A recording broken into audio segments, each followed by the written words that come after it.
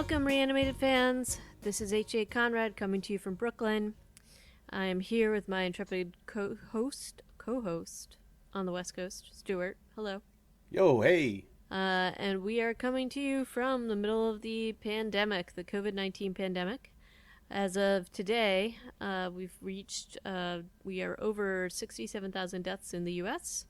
and well over 200,000 worldwide. Was it 220,000 you said? 244,295. There's been a lot of talk about states reopening. Some states are, and even including here in New York, there's a lot of people that are, and I get it because the economy is this is not the same pandemic to everybody. There's lots of people who haven't been able to work, who haven't gotten aid. All of the people I know who have applied for the PPP loans have gotten denied or not gotten anything. It ran out of money pretty quickly. I don't think I know one person who got the loan. And if you think about that and then think about all the people that restaurant workers and everybody out there that can't currently work and maybe isn't eligible for unemployment or isn't able to get through to unemployment, it can be pretty desperate because we're talking, I think I've seen lines for food banks have been extraordinarily long in many places, and including here in New York, and it's pretty scary. So I understand why people want to reopen, but I think history tells us, and I think current statistics tell us that we shouldn't be doing that yet. At least here in New York, the death rate went up this past week after being kind of steadily declining. So we're definitely not out of the woods here yet. And a lot of the debate and the things that are happening right now are people are talking about, well, what's this going to look like to people in different economic levels? And the really upsetting piece of this is that people who are able to stay home and still stay safe and quarantined are probably able to do that for a lot longer than people who can't. So, for example, if offices start opening up and whatever, if you're, say, an assistant or not somebody who is able to do your job remotely, you're probably going to feel like you have to go in and take those subways and go in and put yourself at risk because you're starving or your family depends on you or you need to pay rent. And it's a pretty bleak picture. It's also been a lot of protesters, and I saw that in Michigan, they actually showed up with guns to protest. Oh, well, it's Michigan. But yeah, they not only showed up with guns, they showed up with guns and went into the Capitol building. Right. That's happening here in California, too. Yeah, I saw that. And, upstate New York, not quite with the guns. there yet with the guns, but... I feel like New York must realize, nah, we're good because we're still, we're dying by the thousands every day. Interestingly, within the city, yes, but upstate, no. There's been a lot of people upstate who feel they haven't been affected and who feel they can safely open. And maybe they haven't been affected as much, but man, this is going to touch everybody. And the only reason why I think some of those places upstate are not touched as much as they could have been is because of the shutdown orders and that people aren't able to really that whole catch-22 we talked about. Yeah, yep. We're getting. I'm seeing a lot more pushback now. We had even a demonstration with a few hundred people in Santa Rosa, which is just city of 150,000. As I've said before, we only have 2 deaths in my county, which is a blessing and a curse. I don't mean to sound too harsh, but if we'd had more deaths, people might be taking it more seriously. But now they're like, this is all a scam. This is totalitarian fascist government. It's a power grab is what people are calling it. Well, what some people are saying is that this is going to be pushing socialized medicine and socialized programs, and that it's the liberal power grab. That's where they're coming from. But let's talk about that death toll, because there are a lot of people, myself included, and I think you as well, who think that those numbers are vastly underreported. And one of the more interesting stories that came out this week is that Florida basically got into a tussle.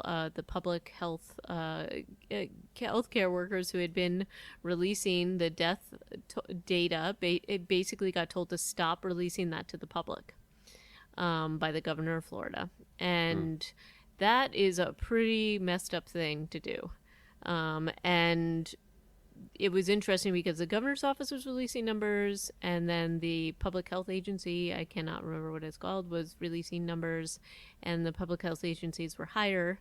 And it's really I'm sorry, but this is, I will say I was impressed because Governor Whitmer out of Michigan basically said, look, this isn't a political anything. This is a public health crisis, and we need to treat it as such.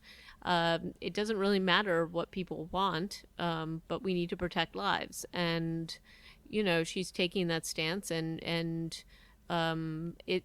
I think you're going to see this kind of dynamic in a lot of places, and we are seeing it here in New York. There were protesters with a lot of signs about Governor Cuomo. And this was the rhetoric coming out of upstate too, was that they should be allowed to reopen because, it's not affecting them. And this is the thing that history tells us, though, is that we are not even through the first wave of this particular pandemic. This curve is not flattening in this country. No. It's not flattening in California, where the governor just said on in one of his addresses, because I think they're all feeling the pressure. Like, right. Nobody wants to feel like they are cutting the legs of their economy out from under them. Nope. He said yesterday it's going to be days rather than weeks before we start to, cautiously reopen. And I'm like, right. I'm looking at this graph, and it's just going up still. Yep. I mean, sure, we're doing great comparatively, but we have almost 52,000 cases now and 2,100 deaths in the state. I know that those are tiny numbers compared to New York, but the numbers are not slowing down or going down. No. So been seeing during the protests, or at least we've been hearing and they've been interviewing people, is that a lot of people are pointing to Sweden as the they did okay in Sweden. Well, the truth is that they didn't. Basically, the death toll in Sweden is very high, and part of it's very high is because they didn't put these restrictions. They did some restrictions like social distancing and the masks and things like that, though nobody apparently is wearing masks in public. And this is gutting all the old age homes in Sweden, all of the most vulnerable. Those are the people that are dying. Here in the U.S., the majority of the people who are dying are the elderly, but also within, as we talked about, I think on last week, in terms of the people who are dying, it's a lot of our diverse population. In Chicago, there is like 32% of the city is Black, and 67% of the deaths have been Black, and that is it is being played out everywhere. And basically the rhetoric that has been coming from these protesters has been, we are going to sacrifice all the weak people. This is just what we have to do in order to get herd immunity. And that basically is the antithesis of what I think the country is supposed to be about, which is that everybody is created equally and everybody should be protected. And look, it's a massive society. I know that these are really hard things to talk about, but I think when people are viewing this in sort of like the big scope, when they're thinking faceless crowds of people dying, they're not thinking of their particular grandmother or their particular, immunocompromised friend dying. They're like, oh, let those people die. It becomes like a faceless entity. Mm-hmm. And I just think that no matter how much people might wish it, you can't argue with a virus. And if this particular wave is not yet through, and that isn't even beginning to talk about what will be happening in the fall, which they're predicting there's going to be a resurgence coupled with the flu. I mean, there can't really be a resurgence if we haven't even dealt with this initial outbreak. So, I mean, maybe we'll see more cases again, but I don't know. I'm looking over at like Germany and Italy and Spain, and their curves are definitely, you can lower. See a massive curve in the number of new cases they're getting. They're doing a great job. And I know that Germany is locked down. I think they've started to cautiously reopen some things. But yeah, I think that is what it takes. And it is unfortunately crippling to so many segments of the economy. But I don't think we're going to get to see this strategy play out in this country. And that's fine. That is what it is. but it's also going to put us behind these other countries who are doing this. So that's another piece that I'm seeing, and I'm worried about it. And, even just for example, going out yesterday, the majority of people I saw were wearing masks, but there were a lot of people, and this is, a cause of great stress between my husband and I because, he thinks we should be going out for walks and things like that. And I tend to agree with him, but I think we have to do it very early in the morning when no people are out because there were basically so many people out on the streets yesterday. It's kind of hard to describe. And I get it. People are cooped up and they're just sick of being inside. But again, it doesn't matter how sick you are being inside. This is going to take a toll. And, I I will be continuing to be cautious and I will continue to be social distancing until actual scientists tell me that it's okay to start relaxing. And so far, the scientists have not been saying that. The health experts and epidemiologists have not been saying that. In fact, they're very, very worried. The last thing I was going to say about this virus, and again, this is part of why I think caution is much more what should be the rule of thumb here in terms of reopening things. Not that, I make these decisions or not, but obviously I don't. But there have been, and I don't know if you've seen some of the stories, but the manifestation, so this virus does a lot of weird things.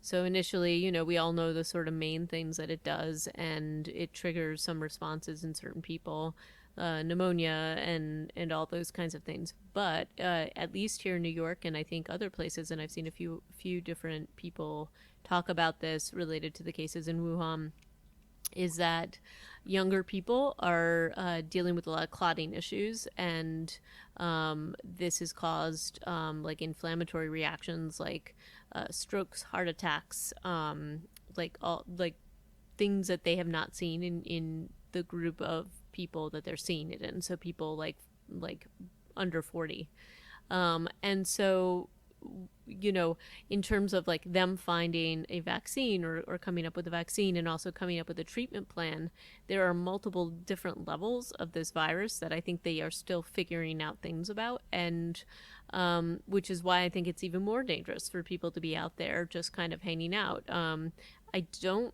think it's going to turn out that this is as mild as they think it is for the majority of people. Because they don't really know why people are having these reactions, and the people that have the strokes and the heart attacks and the things like that, they don't understand why it would do that with one person and not another. So I think they're going to find that there's a lot more aftermath of this later on, and that will inform how they treat it. But by the way, I think that's also why it's so hard to treat this. That's enough of the COVID talk for today.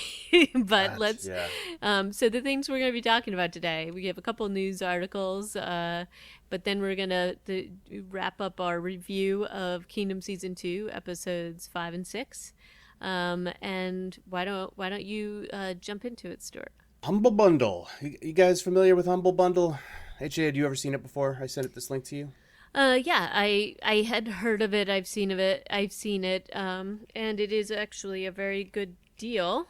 It's a great deal, and it's a cool website with a cool mission. It's basically selling stuff at a huge discount with proceeds going to charity.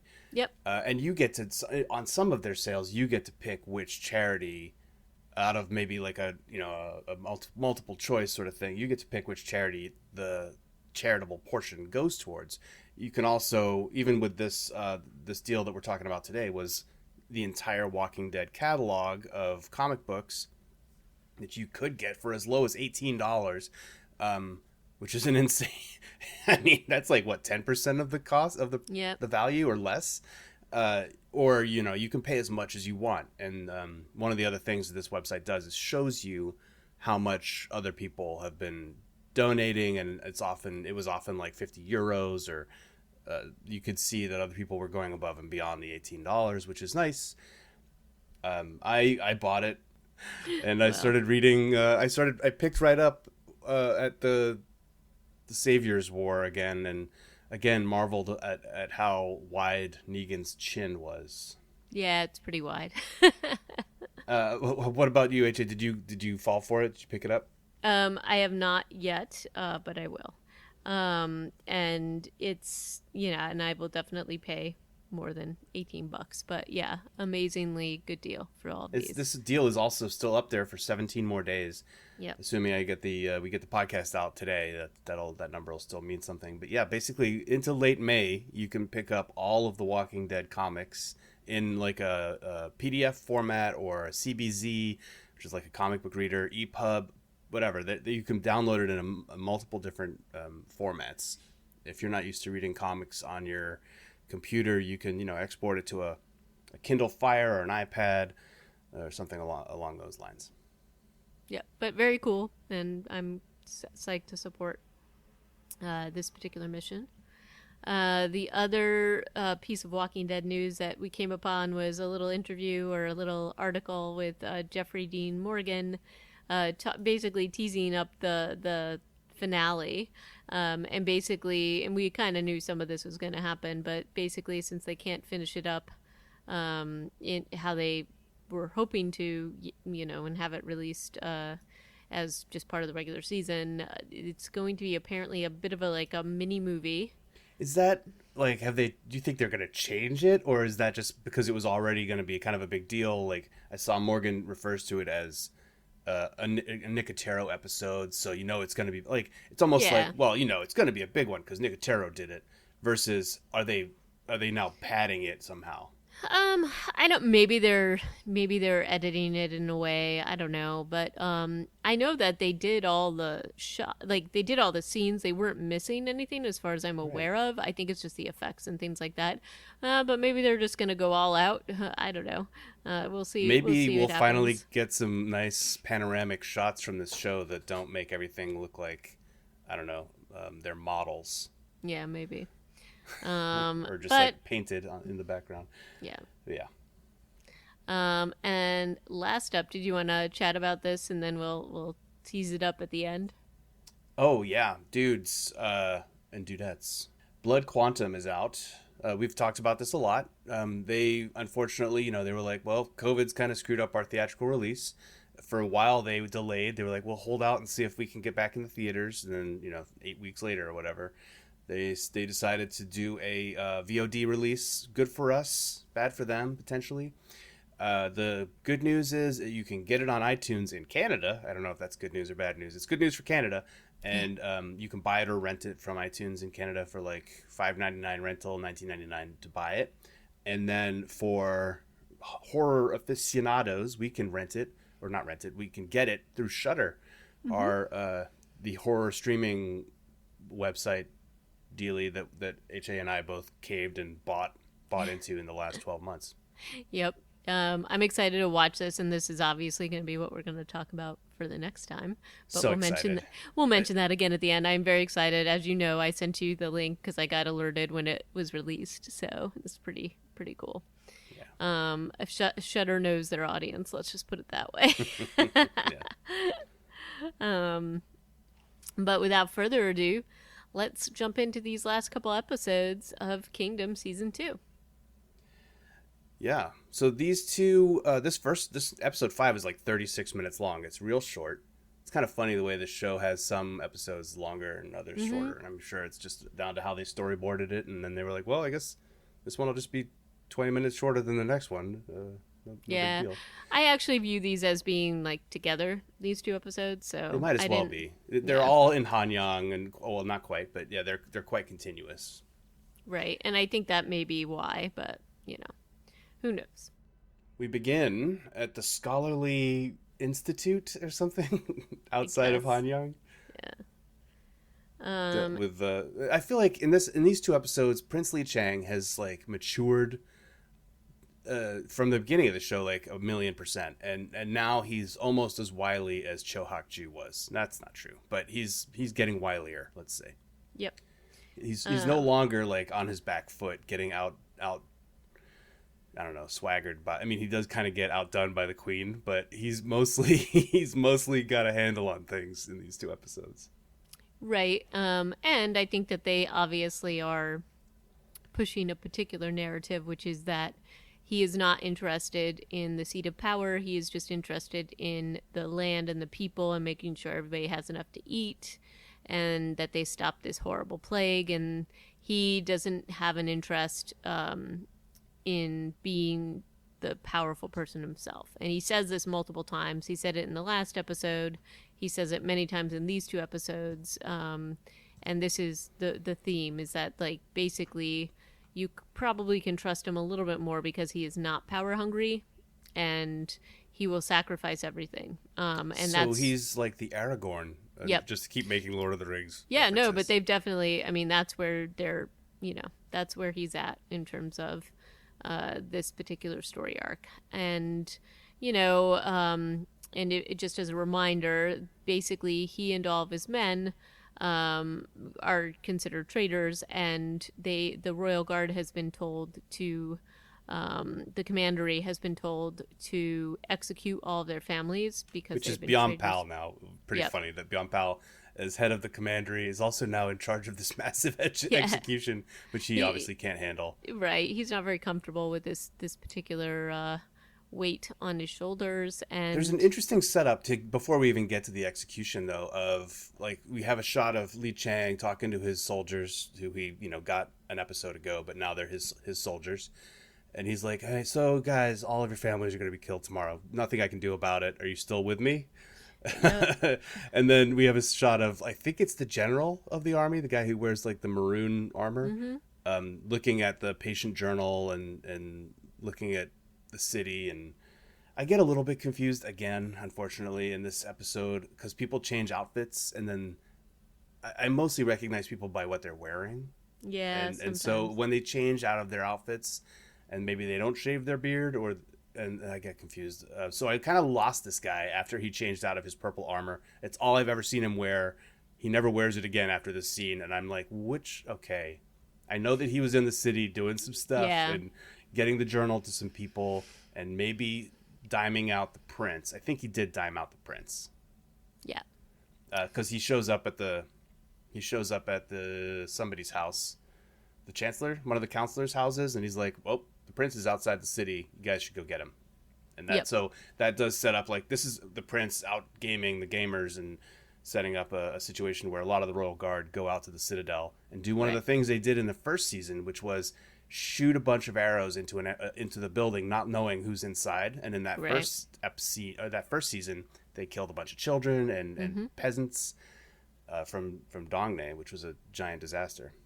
Yep, but in this case, they're like, why don't we hear any screaming? And then they realize the double fake, which is that basically the prince sent a person, his guy, in to get the guard away so that he and his supporters could take over the city. And, it's well done, craftily done. There's lots of, lots of sort of really beautiful shots of the city, and specifically like the queen and her ladies in waiting. They know what's happening because they can hear that the prince is coming in. There is definitely like a hero shot of the prince coming into the city. Like, that was really just brilliantly done. So basically people hand in their name card, and he just hands in his royal name card, and the guy at the gate is like, "Oh no!" And there's this hero shot of the prince who's dressed with his with like his a farmer. Yeah, he's dressed like a farmer. He's got his hat, and there's just like a very theatrical slow-mo shot where he takes the hat off, the straw hat off, and just basically walks commandingly into the city along with his men. And it is, I mean, it's beautiful. Again, this whole series is beautifully shot, and this is a great just a great sequence, because it just shows how they're gonna just walk in, take over the city in a truly powerful way. And there is also the dynamic with the queen, where she, basically is like, well, I'm not going to run away, even though her ladies in waiting are begging her to do this. She's like, that's not what I'm going to do. And she like goes to the palace. She's insane, right? She's like crazy. She's not all there. No, I mean, she's so calm. You're like, is she just a genius? And she's just she's got she's seen every potential outcome of this. She's like Doctor Stranging it. But Oh no, I no. think she's just insane. Yeah, kind of insane. She gets dressed up to the nines for it though. She's in I love her her. I love what she's wearing. yep, it's her full on ceremonial outfit. She's holding the baby, sitting on this There's a throne. helmet. It almost looks like she's wearing armor, but no, I think it's Yeah. just all decoration. And it's just such a great confrontation and a great shot the way it's set up because she's sitting on the throne and Prince Li Chang comes in and, you know, she's being totally psycho with him. And we do When know. you say psycho, you mean like completely monotonal Yep. and just like, what? Oh, you killed your dad and now you're gonna kill me? Oh, I don't know. It's like she's downplaying everything, Yep. just making me feel like scary. I'm scared of this chick, obviously. Yep. And obviously, before she did this, she has her own plans, which is that she sends her most evil lady in waiting to go and release the infected from the basement, like the murder chamber down there where Shobi is still blindfolded.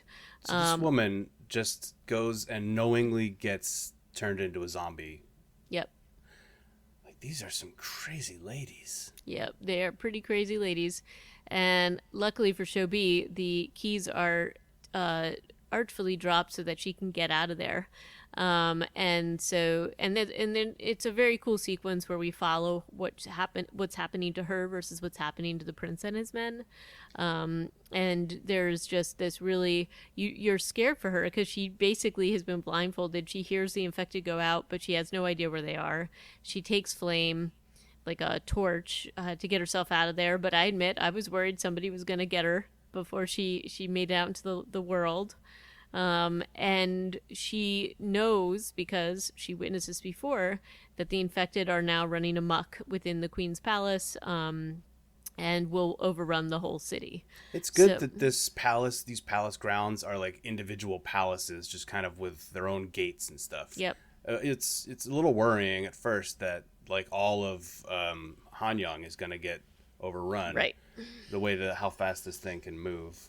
We get some great scenes during this of the second and third state counselors trying to find the royal seal. When they first said that, because the queen is like, "No, I'm not getting off the throne," and they were like, "Oh, we'll go get the royal seal and make her." Yeah. Make her do a an official address or official edict. Yeah. And I was like, wait, what are those two up to? Are they just going to go and betray Li Chang because they've only just been like, Li Chang, we love you, we'll follow you forever? Yeah. But then they actually were. They were going to the Queen's Palace to get the royal seal, which is what triggers Crazy Hand Lady to go and become a zombie. But then these two guys show up and they're like, hey, so have you got that royal zombies? Yeah. With the second state counselor getting stabbed through the body, kind of off camera, but we hear it going down by the third state counselor. So he has a spear going through his whole torso. The spear head is coming out of his front. And then that scene where he runs towards the other counselor and impales him and then turns him into a zombie. It's so great. Amazing. It also sets up for the nice like kill shot, like the arrow through both of their heads. Yeah, and I think that's the royal commandery guy from before who does that shot. I think so too, and it was so because good. he gets saved at the execution site, and he's like, "Sir, Prince Li Chang, I'm now your man." We were like, we knew you were gonna be his man because you were like an honest dude. You're the only good person left in Joseon, along with the war minister who also flips during this episode. Yep. There's so the last couple, odds and ends, it's all everything's getting tied together. The only other good people in the whole society are like, oh, Prince Li Chang, yeah, you're our man. Yep. The queen is a bad person. Right. So it's kind of nice the way it's coming together. But then it's also all falling apart because the queen's desperate last gambit. Mm-hmm. And I feel like she just doesn't even really understand that she's about to get eaten. Oh, I think she does. She just doesn't. She's like, if I can't be queen, then all of y'all are gonna die. Yeah, she does say that. And she even has the baby. She knows what's going to happen. She knows what's up. And I will say the choreography and the aerial shots, so you can see how the infected are sort of like taking over the city and where they are. It really does a really good build up about how desperate the situation is, and that takes you into the next episode, and it really sets the table for the finale. Yeah, And I there's it's a little odd that the prince decides tactically to go out with his, I don't know, 40 men and try and defeat the zombies in the open. I think he's doing it because there's still a lot of innocent civilians and, well, nobles and palace people getting right. eaten as they could hear it happening, and maybe if they could save some of them, that's fewer zombies they have to face. They don't really have a conversation about it. He's just kind of like, close the gates, and then they go off. And then you Right. have a lot of scenes of him and his men fighting in open courtyards, surrounded and intermixed with Yep. zombies. And it's just like, this is a losing strategy. And I feel like they've never really tried to do it this way before, because I think they know this doesn't work. So it doesn't really Right. work It out. doesn't totally make sense. We I do get a agree with really you. cool scene of this one guy. No, we've never seen him before. He's got a big beard. He's got a shield and a club, and he's Yeah. trying to protect a bunch of ladies. Yep. And he's He just just gets taken down. banging on them, banging on the zombies as they run at him. Stay back! Don't let them bite you. Oh, it's just so cool. And then Yeah. I think they get overrun. But I was like, oh, at least we had a cool hero shot in here. Like Yep. an unknown guy, probably would have been cool with Li Chang if they'd ever met, but they didn't make it. But I'm glad that they included that. We also have the weird bathroom guy. One of the. Bathroom guy. There's always a bathroom guy. Yep. He might have survived because he was just looking down into the. Oh no, into he the did hole. survive. He ends up being later on. He's one of the princes, or one of the kings, the king of parents, heir parents, counselors. Oh, for real? Yeah. Nice. So yeah, he survives. But yeah, like I think that they want you to see how hopeless it is. Yeah. And so you see the prince and his men making all these plans. And I definitely have, and that's kind of, they leave like the end of this episode like pretty desperate. And you kind of are like, oh, where are they going to go from here, and how's it going to work out? The one I will talk about, the part that really bothers me, which is that they know that they're afraid of fire. Shobi knows this clearly. They know that the water thing is an issue, and that ultimately is what informs the prince's final desperate plan. Yeah. So it just feels weird to me that if you know these things, you're not going to use the fire a little bit more, and maybe the like. But we'll talk about the end part, and I don't want to get into too much. But there just seems like it feels like they're kind of slow to do some of the stuff that could actually help them. That's all.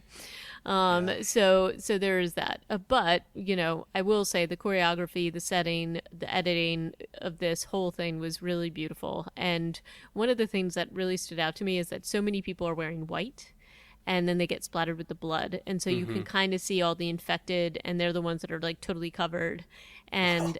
Also, Beyond Pal has been completely drenched. And that leads you to the beyond. Like, you really fear for the main characters. Like, I really thought he was done for, and then Yunshin saves him. But man, does he take some mouthful of blood before that so happens? It's pretty gross. At first, I didn't recognize him either, and I was like, "Oh, that guy's gonna turn, right?" Because you can't just swallow that much zombie blood. But then, when he starts making Beyond Pal noises, I was like, "Oh, he's not gonna turn into a zombie. He's the comic relief. You can't kill the comic relief." Right. And the whole, I will say, like, I'm like, why aren't they going up on the roofs? And then they, of course, that's one of their plans is to go up on the roof. That's a whole sequence in the and final episode. it's a pretty cool sequence. So it is good. It definitely underscores the prince's knowledge of roof tile dynamics, when he's able to like collapse the roof or make the roof slide down just at the most opportune time. We've also seen in the previous episode the Minister of War. I think he's been bitten. He's trying to hold a gate closed, and he slices his own throat. Does not manage to keep the door closed with his corpse, unlike some other enterprising Joseon people. Yep. Yeah, it's so. Yeah, at the end of the episode 5, the throne room has become surrounded. Those are paper walls. We know they're not going to last for long, but Sobi's in there with a bunch of guards, and the queen, which I thought was a kind of an oversight. Like, don't leave the queen out of. Yep. Like, lock her up. Yep. The thing is, though, she doesn't try anything, really. She doesn't, because she's just nuts, and so. I was a little surprised that she didn't try anything. I was like, she must have something else up her sleeve. But really, her plan was release the zombies. I'll turn into a zombie. It's all good. And this baby will also be eaten. No problem. Yep. No problem. She's just a crazy person. Yep. And Sobi is like, you know, knows what's happening, and there's like a weird moment of lulling silence at one point, and you think Yeah. they're okay, and then no, they're not okay. And I will say those paper walls lasted a lot longer than they probably actually would have, because man, they're paper walls. Like, come Yeah. on. Maybe they're really double layer. Who knows? Mm-mm. So eventually, at the beginning of episode 6, the final episode, commandery guy I think is telling Li Chang to bug out. He's like, "Sir, we'll hold them off. You need to survive. Get out through the garden. That's We need you to get out through that rear garden." And Li Chang has that flashback of the rear garden, and there's the pagoda or the gazebo in the middle of a lake. And he's Mm-hmm. like, "Genius!" And so that's what gives him his great plan. But in order to enact it, first they have to do the roof running scene with all the blood. Mm-hmm. They cut themselves so much in this show. Well, they cut themselves much, and you know what doesn't make sense to me about this is that you still need to hold your weapon. Like, there's ways to like do this blood without totally slashing your hand, so that you can actually kill them later on. But no, that's not what happens. They're doing some pretty deep cuts in the palms of their hands, Yeah, and Young then Pal is unable to cut his own, and so Young Yan Shin Shin gives does him it. a. They kind of buddied them up in this episode. I don't know that they had that many scenes together before this, but through this action, Young Shin bails out Beyond Pal a couple times Right. in the fighting, and then on the rooftop, and with cutting of the hand, and then in the epilogue, they're also buddied up again. So it's kind of Yep. interesting that Young Shin, who used to be just Seobi's sidekick, really. I mean, they've had scenes together, him and Beyond Pal, but they weren't buddies. Yeah, And but they now are they're also, definitely I mean, look, and they're opposite ends of the cool echelon, spectrum. and from a class point of view, I mean, Yeah. Yanshin's basically like this mercenary peasant guy, and the magistrate is what he is, and he's always been sort of a coward. So the fact that they're buddied up is interesting, and the Yeah. fact that Yunshin is actually taking care of him is also interesting, and showing that they're allied against this threat and also supporters of the prince. We don't So really hear from Young Shin anymore about his village or his family. I guess he's satisfied now that Lord An and he's Shohachi are gone. dead. Yep. So I think that's done. So he needs a new storyline, and in this case, it's bridging the divide potentially. And so they're all part of this plan to run out to the garden. And okay, so this is the thing that bothers me so much about this whole thing, which is that we know that the infected are not rational. So, like, they go out to the garden, and the gazebo, or the whole thing that is in the middle of it, is surrounded by ice now. And that ice has got to be pretty firm to be holding the men that it's currently holding, which is You the see prince it and at his the end of the followers. episode. It's like 6 inches thick. Right. It's pretty thick. And so their idea is, like, the idea to wait until the infected are all there to start, like, making this stuff weak seems crazy to me. Yeah. And also, like you're not, like, since they're afraid of fire, like, do some kind of crazy, I don't know. It just felt like it was a little too dramatic and silly. And I know that this is part of it, and you gotta do the hero thing and make it feel really destitute. And lots of people do die in the scene. People who we really like die in the scene. But our main people, the prince and Wait, who do we really like who dies in this scene? I mean, everybody dies. well, in this like scene. his guard, like basically people that we've seen who have saved him multiple times, and you know, they get taken out in this. And but we've got the prince, we've got Yunshin, and even they seem like they are getting taken down. Like the prince gets a really good bite. Everybody gets bitten, and to Yep. me, I was like, some of these wounds, despite what happens later, these could be mortal Yep. if you don't stop the bleeding. Yep. Byung Pal, Yunshin, all of them. And finally, like, this is like they're trying to break through the ice. The people who are breaking through it have stopped because they're getting attacked. And the prince, you know, despite being attacked, continues on. And when like he stops hitting it with the butt of the gun and starts hitting it with his fist, his power fist, apparently. Power fist. It was very Kill Bill, which is, you know, obviously rooted in other martial arts films. But basically, ultimately, he breaks the ice with his power fist, and everybody goes into the water. And this, to have it like it's a great scene because they all go down and it takes care of all the infected pretty neatly, and also serves the purpose of deworming our heroes. Um, but that water has got to be really cold. Also, this whole mechanic of, all right, you go underwater until you literally die, Mm-hmm. and then when the worms come out of you, you reanimate, but in a Right. good way. Yep. and But and also, yeah. the robes you're wearing are so damn heavy. I don't know that you'd be able to swim out of that that water. It's so heavy. But they do, It was and nice to see the queen as a zombie. She was pretty scary as a zombie. I think she ate a few of the soldiers by she herself. did. She did. But yeah, Um, so the scene, like, it's great to see the worms come out of people. It's a little weird because they haul themselves out of the ice. There's four people left: Young Sheen, Commander guy, Bian Pao, and Li Chang. They're the only four survivors. I think they went down there with 40 men, so mhm. pretty bad survival rate. Li Chang, you've got to do better. And then I think it's even Bian Pao who's like, "How did we just survive that?" I'm like, Yep. "Dude, you were there when you You put saw. your uncle underwater and watched the worms come out and watched him like have Right. a miraculous recovery." Yep.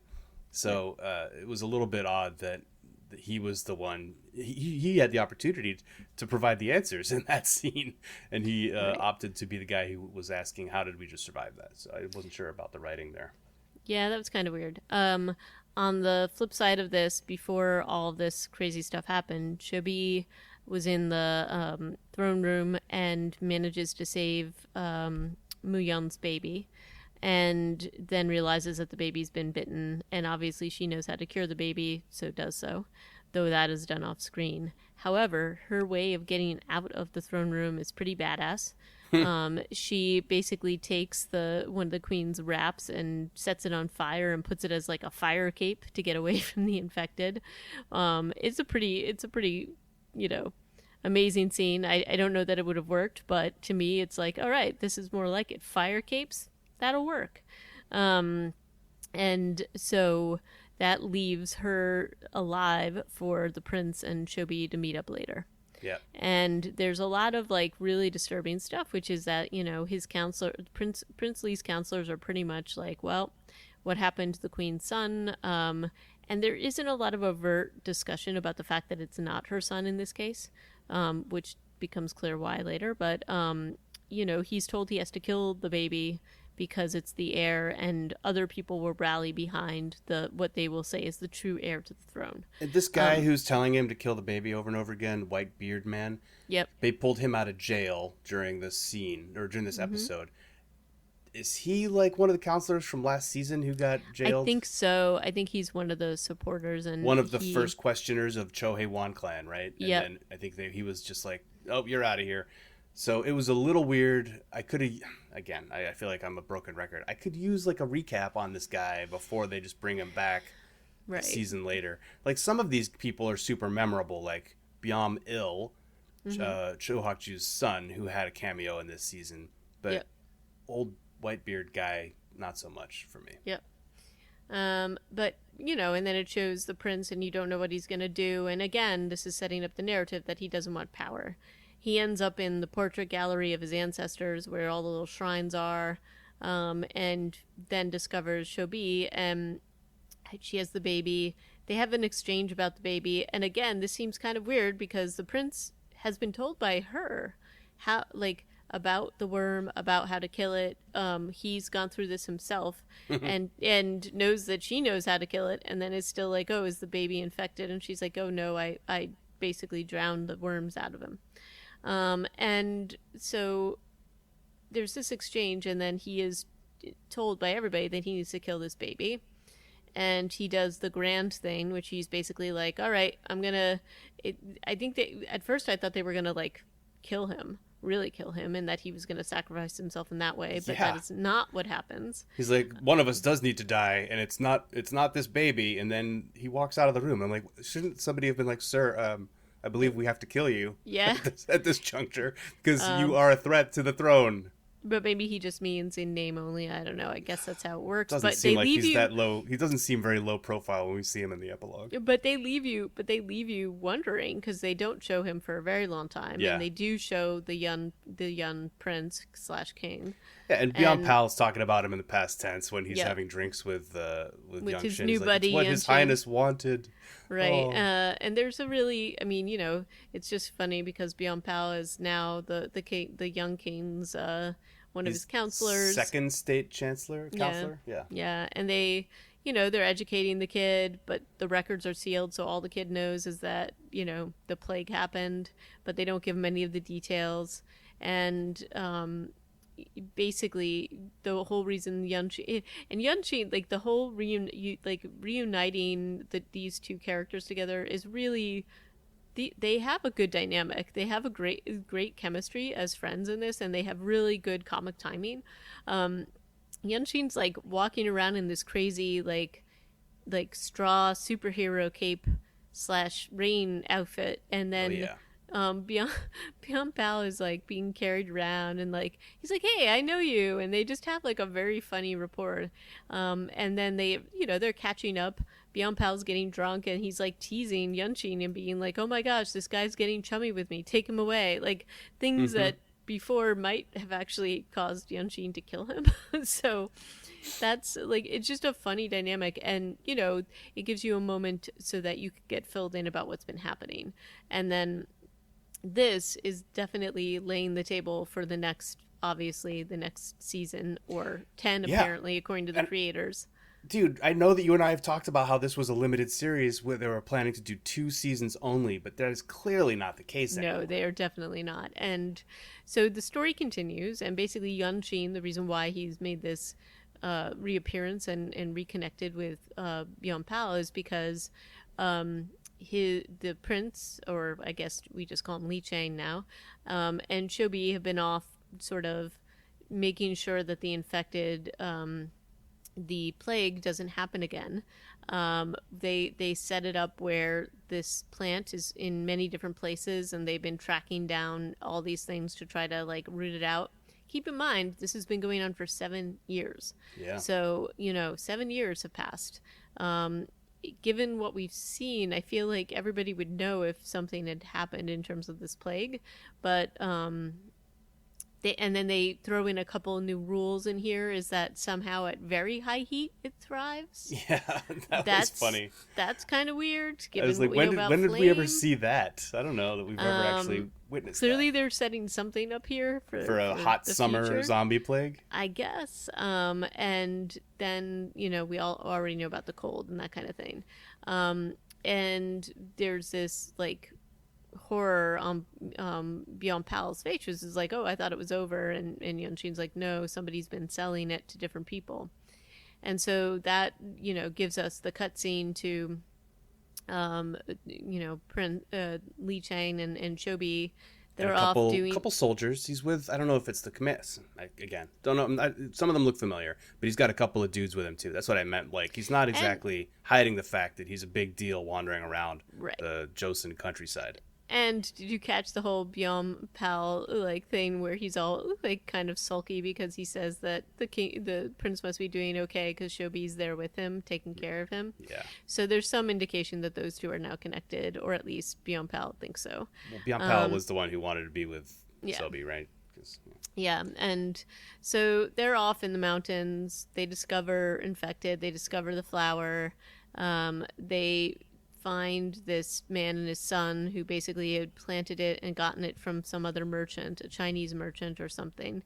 And they knew the secret of it. So they knew all about it and said they couldn't sell it. And apparently all the fun and games start there. And we see the resurgence of the infected. So they're in this, like the prince and Sobi are in this village, and they hear these bells, and there's an infected person, and that sets up like this whole terrifying scene where you hear more of those bells, so you're assuming that they're surrounded by infected.